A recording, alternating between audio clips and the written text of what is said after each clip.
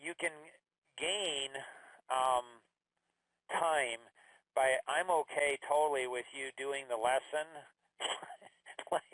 like during the time you spend here. Like you can kind of listen to what Peter, Tom, and I are talking about. Like that's fine. And then just do it now. Like you'll see how little time it takes. I mean, they're designed to really take, I don't know, 10, 15 minutes maybe, unless you're an analytic.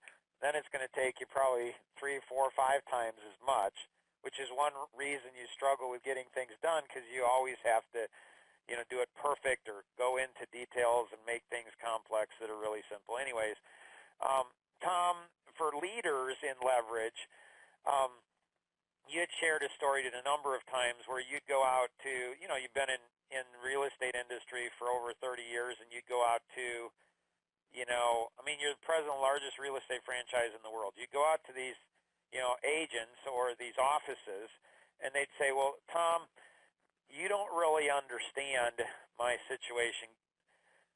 Like, sometimes people will say that, Tom, and that's good because then we can address it. But many times people won't say it, but they'll think it. How do we address that? Where even people on the course, they're like, well, Mark, you don't understand my situation, or Tom or Peter, you don't understand my situation.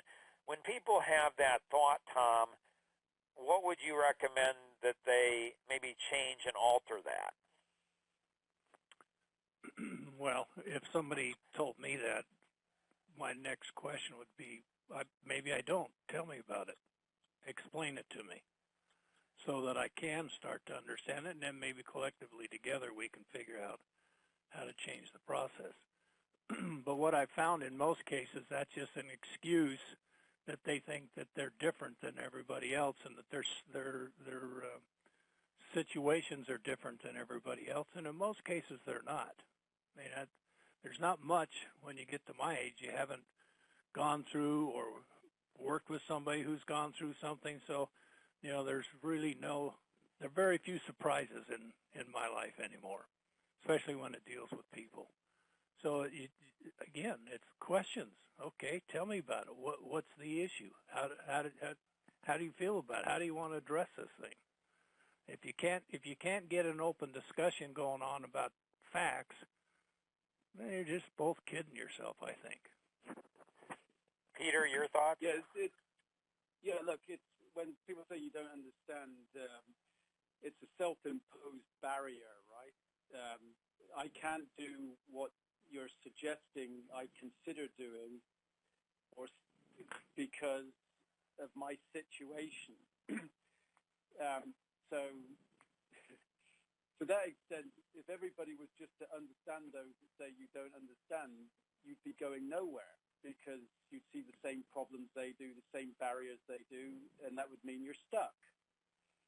So it does become problem solving because it's back to asking questions so that people can see that if they want to get somewhere, more sales, more profit, better quality life, more time, yes, you have to understand where you are, but you also have to understand that it's not impossible to get where you want to go. So you have to change. So I agree with Tom. You can ask as long as it doesn't turn into a psychological evaluation, so that you can understand. But that's also part of the process of helping people see that the way they're doing things aren't getting the results they want, so they have to do something different. Then you're back to asking questions about what you need to do differently to accomplish more. So we've got a self-imposed barrier. Right. So we've got one of the things that I love that Tom would share in the real estate arena is he'd say, okay, let me ask you a question. And Tom, do you remember what you'd say to him? Like something to the effect of, do you sell homes or list them? Well, it was, okay, well, it was always the answer to this, well, you don't understand, it's different in my market. So, okay, maybe I don't. So let me ask some questions. Do you have people who live in houses that may want to sell them? Yeah. Do you have people who have money that that are loan worthy who may want to buy those homes? Yeah. Do you have banks or lenders who want to lend money to people who may want to buy homes? Yeah. You have title companies that have to put title on these homes to make sure that they're clear title. Yeah, and if you're in an escrow state, so on and so forth.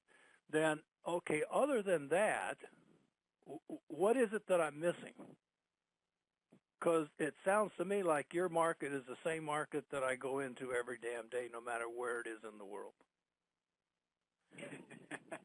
and Mark, I can give you similar examples from the auto industry because, you know, everybody knows, I think, that buying a car or a used car in particular is ranked up there in the top 3 most disliked processes along with dealing with attorneys. And you can ask the people, big players in the industry, why do consumers not trust you?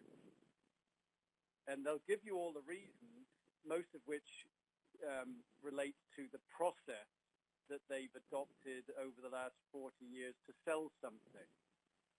And then when you start to point at the things they need to do versus the things they are doing, they say you don't understand, this is the way it works. In other words, it's that who moved my cheese, it's the paradigm shift of if you're not satisfied with the result you're getting, what have you got to change? And it's the same, doesn't matter what business or industry you're in, it's how it's moving from the status quo. And you're back to that circle. Ask questions, listen, see, think, do. But it's not do the same. You know, people who say you don't understand are stuck in that definition of insanity. Do the same thing, expect a different result. So, you know, leverage is for every industry. And one of the things... What's that? It's for everything. It's for every minute of every day. That's true. Think about it. It's true. I'm working on a project called Dimensional Integrity, and my background is in the mortgage industry. When I came out of college, I went into the mortgage industry as a loan officer, became a marketing manager, regional manager, marketing manager, VP of sales, ended up owning a mortgage company. And it's interesting because I talked to a gentleman, and he had been in the industry for over 25 years, and he said, well, Mark, you were only in it for really 4 years, so, you know, how much do you really know? And I said, well, that's one way to think about it. Another way to think about it is maybe, you know, I was blessed to be able to accomplish more in 4 years than some people can in 25 years. And he's like, oh, that's an interesting way to think about it. He says that's possible. We have 2 individuals from the mortgage industry on today. We have Ski and Paul. And one of the things that I have found in industries and groups of people, so I was raised very conservative Baptist. My dad was a Baptist pastor. And it seems like when people of similar, whether it's Baptists or whether it's mortgage people or real estate people or car people or anybody, it becomes very incestuous. Like it's like the blind leading the blind, and it's very hard to penetrate a whole group of people. And so Ski and Paul, you're both right in the midst of it. Any questions or thoughts that you guys would have as it relates to leverage specifically in the mortgage industry with what you guys are facing? Yeah, this is Ski. You know, obviously, as Peter said, leverage opportunities are everywhere for leverage. So it's really a matter of being able to see them. And I think that's where the big problem is in the mortgage industry is so many people just don't see the opportunities to leverage. And that's universal across the industry at every level, not just sales.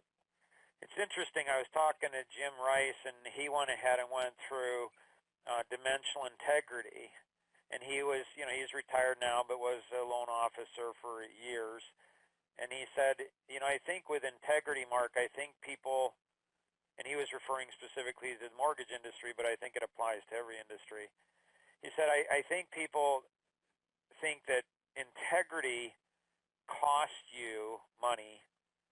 It doesn't generate money. He said, I think to go ahead and change the mortgage industry, you have to help people see that integrity generates money for you. Paul, thoughts, questions you have? I agree on the integrity part for sure. It's actually an interview question that I asked just to see where they would place it in a 4 different characteristics. I'm always curious. Peter, that resonated, and Tom also. I mean, I'm probably the most guilty person. It's funny, funny to me. Every time Mark says male over 50, impossible to deal with, I don't know why, but I always like, oh my God, he's singling out me. He knows. He's on to me. So it doesn't matter what the conversation or how many of these calls, it's always, I take it personal because I guess I have an overwhelming amount of guilt because I'm one of those people. I am a great teacher and a great trainer, and I am a horrible follower of my own. And I don't know, so I'd be interested, Tom and Peter, because I don't listen to my own really great advice. My favorite quote that I like to use is, Dr. Phil, how's that working for you? It's not? Then think of something else. And so I am the worst student for being the best teacher. So if you guys have any kind of commentary how to get out of my teaching mode and into my student mode, because when I get there, I'm a pretty good student too. Well, the good news is the first step in the 12-step program, or just learning that you have a problem is recognized. Right?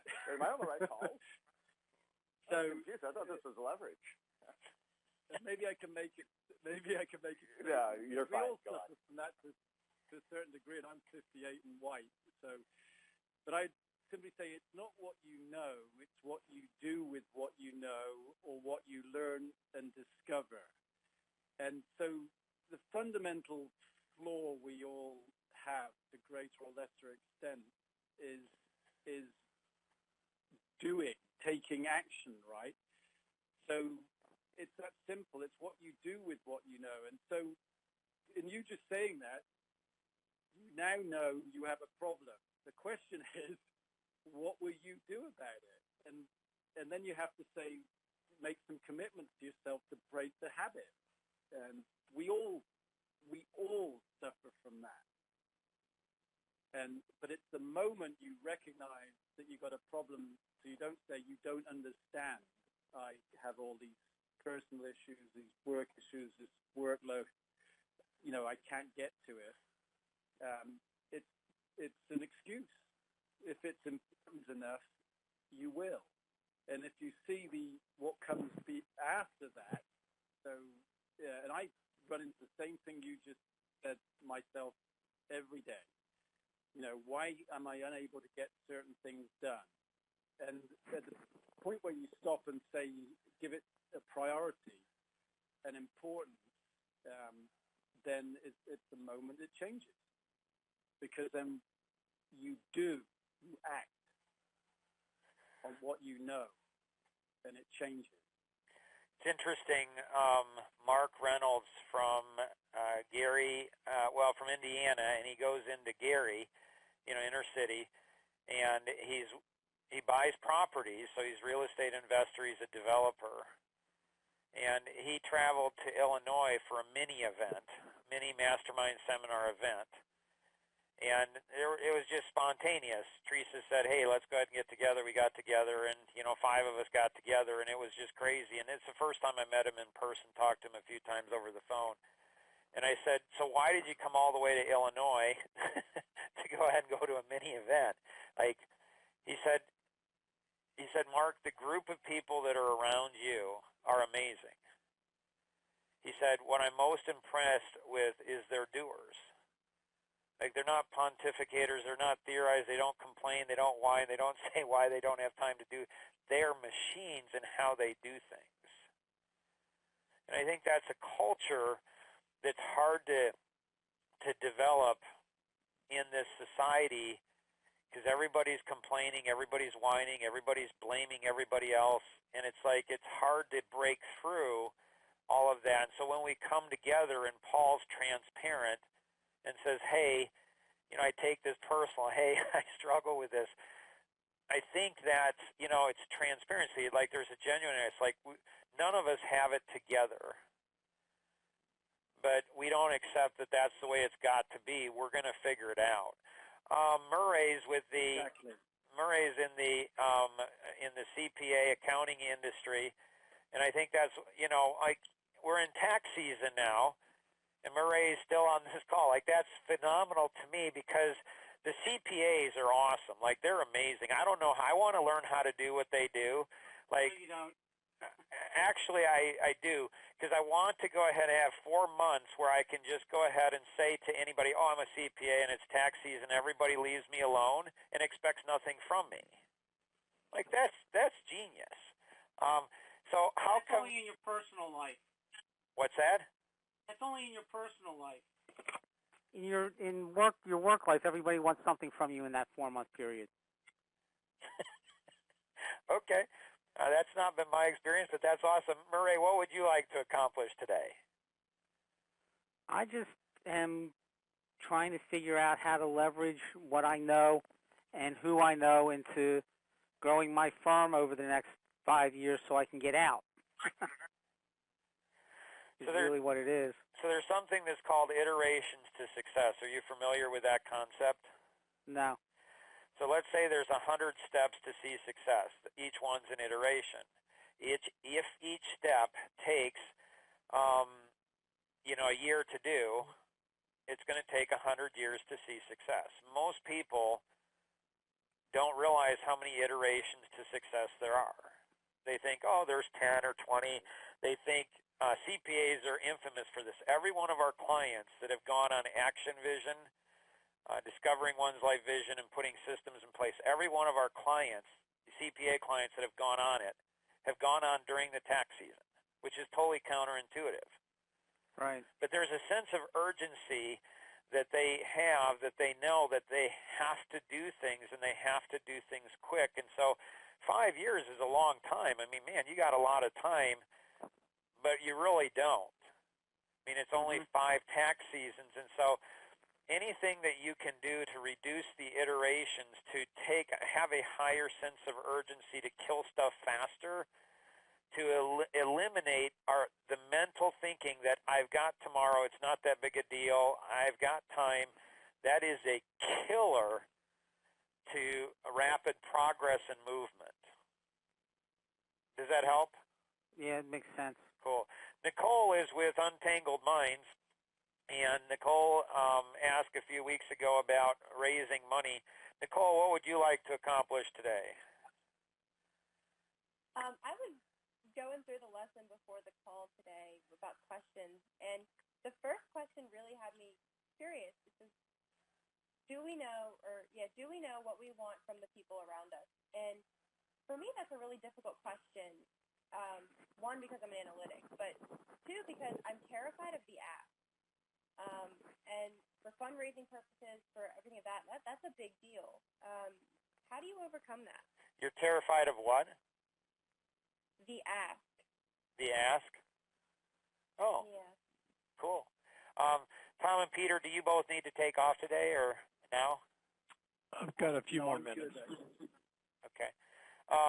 We only have 2 minutes before we go into the bonus session here. Do either one of you want to help Nicole with the ask? She's terrified of the ask, asking for the sale, asking for the contribution, the donation. How does somebody get over the ask? The fear of it. Well, why? My first question is, why are you fearful of asking a question, or